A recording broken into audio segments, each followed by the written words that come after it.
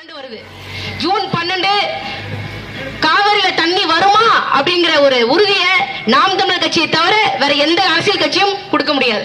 ஆனா நாம் தமிழர் கட்சியின் சார்பாக நாகை நாடாளுமன்ற தொகுதியின் மக்களவை உறுப்பினராக நான் தேர்ந்தெடுக்கப்பட்டால் ஜூன் 12 கன்னடக்காரன் அங்க கர்நாடகால காவிரியை திறந்து விட்டாக அதற்கு நான் ஒரு உறுதி கொடுக்கிறேன். கட்டாயம் நடக்கும். தமிழ்நாட்டு மக்களின் பல்வேறு வாழ்வுரிமை பிரச்சனையை நான் சரி செய்வேன், கட்டாயம் சரி செய்வேன். நாங்க எல்லாரும் நினைப்பீங்க இது பிரதமருக்கான தேர்தலுங்க, இது பிரதமருக்கான தேர்தல், நாம் தமிழர் கட்சிக்காரங்க நீங்க மாநில உரிமை பேசுவீங்க அப்படின்னு. மாநில உரிமை எங்க பறிக்கப்படுதோ, மாநில உரிமை எங்க நம்ம கிட்ட இருந்து தட்டி பறிக்கப்படுதோ அதே இடத்துல போய் மாநிலங்களின் உரிமையை, மாநிலங்களுக்கான தன்னாட்சியை நிறுவுவதற்கு தான் நாங்கள் பாடுபடுறோம்.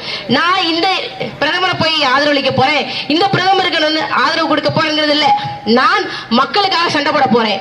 காவிரியில இந்த மக்கள் போராட்டமே இல்லை. இப்ப சமீபத்தில் கூட மேகதட்டு அணைக்கு ரிப்போர்ட் அனுப்பிச்ச அந்த தலைவரை கேள்கர் அப்படிங்கிற தலைவரை உருவமை எரிச்சு வந்து போராட்டம் பண்ணீங்க. என்ன நடந்துச்சோ நாங்க பிரதமரை தேர்ந்தெடுக்கிறது போல முதல்ல நம்ம வீட்டு உரிமைகளுக்கு, நம்ம நாட்டு உரிமைகளுக்கு, நம்ம மக்களின் உரிமைகளை போராடி பெறுவதற்குத்தான் நாடாளுமன்றத்திற்கு சண்டை செய்வதற்காக போறோம். எங்களுக்கு ஒரு வாய்ப்பு கொடுங்க. இதுவரைக்கும் யார் யாருக்கும் அதிகாரத்தை கொடுத்தீர்கள், யார் யாருக்கும் அதிகாரத்தை கொடுத்தீர்கள்? இந்த மக்களவை உறுப்பினராக இருக்கக்கூடிய மா செல்வராஜுக்கு 4 முறை உரிமையை கொடுத்தீர்கள். இதுவரைக்கும் அவர் செஞ்ச பணி என்ன? இதுவரைக்கும் அவர் செஞ்ச பணி என்ன? ஓராண்டுக்கு 5 கோடி ரூபாய் வருது தொகுதி வளர்ச்சி நிதியாக. இதுவரைக்கும் ஒரு தடவையாவது அதை இந்த மக்களுக்காக, இந்த தொகுதியினுடைய உட்கட்டமைப்புக்காக அவர் செலவழிச்சிருப்பாரா? எதுவுமே கிடையாது. ஓட்டு வாங்கி வெற்றி பெற்றதோட அவ்வளவுதான், காணாம போயிட்டாப்ல. இந்த மக்களுக்கான பிரச்சனை யாருன்னு எடுத்து பேசுறது? யாராவது எடுத்து பேசணும்ல. இந்த தொகுதி ஆளுங்கட்சியின் தலைவராக இருக்கக்கூடிய ஐயா ஸ்டாலினால் பெற்றுக் கொடுக்க முடிந்ததா? அவர் பொம்மையாக இருக்கிறார், பொம்மை முதலமைச்சராக இருக்கிறார். தமிழர்கள் நாம் அறிவாளிகள், நமக்கு போய் இப்படிப்பட்ட ஒரு முதலமைச்சராங்க, இப்படிப்பட்ட ஒரு முதலமைச்சரா? கர்நாடகாவுக்கு பிறந்துட்டார் ஸ்டாலின்.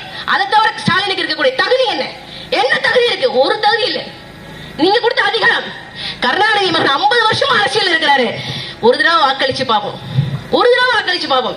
நான் சொல்றேன் என்னை போல ஐயா ஸ்டாலின் அவர்கள் ஒரு 5 நிமிடம் பேசட்டும், ஏன் 1 நிமிடம் பேசட்டும். நான் அரசியலை விட்டு விலகிக்கிறேன் ராஜா, அரசியலை விட்டு விலகிக்கிறேன். காரணம் என்ன? எனக்கு இந்த மக்களின் வேதனை புரியும், இந்த மக்களின் கண்ணீர் புரியும், இந்த மக்களின் துயரம் புரியும். ஐயா ஸ்டாலினுக்கு என்ன தெரியும்? ஒரு பொம்மை முதலமைச்சர் ஸ்டாலினுக்கு என்ன தெரியும்? ஒண்ணும் தெரியாது. ஆனாலும் பரிதாபப்பட்டு கருணை கொண்டு அவருக்கு வாக்களிச்சு போட்டீங்க. ஏதாவது ஒரு மாற்றம்? 3 ஆண்டுகள்ல ஒரு மாற்றம் சொல்லுங்க. 50 ஆண்டுகள் இருந்ததுங்க, இன்னைக்கு இது மாறிடுச்சுங்க. ஏதாவது ஒண்ணுமே இல்லையே. அப்புறம் எதுக்கு திமுக தூக்கி சோக்குறீங்க? அப்புறம் எதுக்கு? இதுவரைக்கும் இனிமேல் திமுக வாக்களிச்சா இந்த உரிமையை நான் பெற்று தருவேன், காவிரிக்காக போராட வேண்டிய தேவையே இல்லை என்று இங்க இருக்கக்கூடிய 8 கோடி மக்களை ஒருத்தர் சொல்ல முடியுமா? முடியாது. காரணம் என்ன? திமுகவும் பாஜகவும் கள்ள உறவில் இருக்கிறார்கள். நமக்கு எந்த உரிமையும் திமுகவால் பெற்றுத்தர முடியாது. ஏன்? அவர்கள் கரப்ஷனிஸ்ட்.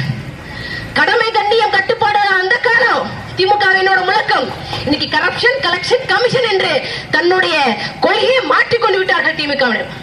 எங்களுக்கு ஒரே ஒரு ஆசைதான், காமராஜர் வழியில, ஐயா கக்கன் வழியில உங்கள் வீட்டு மகள் கார்த்திகாவும் அரசு நிர்வாகம் செய்ய வேண்டும்.